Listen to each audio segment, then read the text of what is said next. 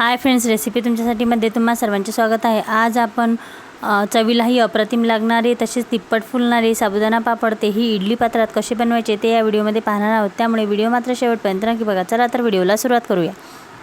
या ठिकाणी मी रात्रभर भिजत घातलेला साबुदाणा घेतलेला आहे। या पापडासाठी साबुदाण्याचे निश्चित असे प्रमाण नाही। ज्या प्रमाणात आपल्याला पापड करायचे आहे कमी जास्त त्या प्रमाणात आपण कमी जास्त साबुदाणा घेऊ शकतो। यामध्ये चवीनुसार मीठ घालून हा साबुदाणा आपण एकजीव मिक्स करून घेऊया। यामध्ये मीठ आपल्याला थोडे कमीच घालायचे आहे, कारण वाळल्यानंतर यातील पाण्याचा अंश कमी होतो, त्यामुळे पापड खारट होऊ नये म्हणून आपल्याला थोडे कमीच मीठ घालून मिक्स करून घेऊया। त्यानंतर येथे मी एक वाटी घेतलेली आहे आणि वाटीमध्ये थोडे पाणी घालून घेतलेले आहे। यामध्ये आपल्याला थोडे तेल टाकायचे आहे। तेल आणि पाणी मिक्स करून हे आपण साईडला ठेवून देऊया। नंतर या पाण्याचे काय करायचे आहे ते मी पुढे तुम्हाला व्हिडिओमध्ये सांगणार आहे। नंतर एक इडली पात्र घ्यायचं आहे, त्यामध्ये थोडे पाणी घालून हे पाणी गॅसवर आपण गरम करण्यासाठी ठेवून देऊया। पाणी गरम होईपर्यंत आपण इडलीची प्लेट सेट करून घेऊया। या प्लेटला आपल्याला पापड सहज निघावे यासाठी खाली तेल लावून घ्यायचे आहे। व्हिडिओत दाखवल्याप्रमाणे आपण या प्लेटला तेल लावून घेऊया। साबुदाणा प्लेटमध्ये सेट करण्यापूर्वी आपल्याला वाटीमध्ये एक पाणी घ्यायचं आहे आणि आपल्या हाताला थोडे पाणी घेऊन हा साबुदाणा प्लेटमध्ये टाकायचा आहे, कारण की साबुदाणा टाकतेवेळी तो हाताला चिकटतो। हाताला चिकटू नये म्हणून पाण्याचा हात घेऊन हा साबुदाणा आपल्याला प्लेटमध्ये सेट करायचा आहे। म्हणजेच गोल आकारामध्ये साबुदाणा आपल्याला ह्या इडली प्लेटमध्ये टाकून घ्यायचा आहे। तुम्ही व्हिडिओमध्ये बघू शकता। अशा पद्धतीने सर्व प्लेट सेट करून घेतल्यानंतर नेक्स्ट प्रोसेसकडे वळूया।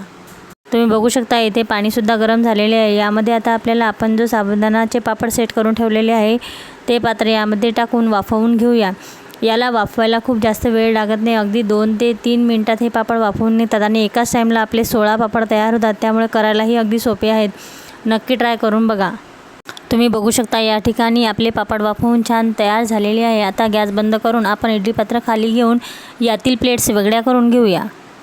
पापड उन्हाला सुकायच्या पूर्वी आपल्याला आपण जे प्लास्टिकचा कागद घेतलेला आहे त्या कागदावर जे आपण तेल आणि पाण्याचे मिश्रण तयार करून घेतलेले आहे ते या कागदावर टाकायचे आहे, जेणेकरून पापड या कागदाला चिकटणार नाही आणि ते अलगद जेव्हा आपण उलटू त्याला त्यावेळी ते अलगद उलटले जातील। त्यामुळे ही प्रोसेस करणे आवश्यक आहे। त्यानंतर तयार केलेले पापड वाळायला सुकायच्या आधी भांड्यातून वेगळे करण्यापूर्वी आपल्याला चमचा घेऊन त्या चमच्यासुद्धा पाणी लावायचं आहे आणि नंतर हे पापड भांड्याचे वेगळे करायचे आहे, म्हणजे अलगद ते वेगळे होतात आणि छान निघतात। अशा पद्धतीने आपल्याला आपले सर्व पापड तयार करून ते उन्हाला सुकायला टाकायचे आहेत। येथे आणखी एक सांगायचे म्हणजे आपले पापड आपल्याला अर्धवट सुकल्यानंतर याला पलटून घ्यायचं आहे, जेणेकरून हे पापड दोन्ही बाजूने छान वाळले जातील। तुम्ही बघू शकता येथे पापड छान वाळून तयार झालेले आहे। 2 दिवसाचे कडक ऊन देऊन याला आपल्याला वाळवून ठेवायचं आहे। तसेच तुम्ही बघू शकता हा पापड आहे त्यापेक्षा कढईत टाकल्यानंतर 3 पट फुलतो, ते तुम्हाला पुढे व्हिडिओमध्ये पाहायलाच मिळणार आहे। बाजूला मी गॅसवर कढई ठेवून त्यामध्ये तेल गरम करून घेतलेले आहे, त्यावर आपण हा पापड तळून घेऊया।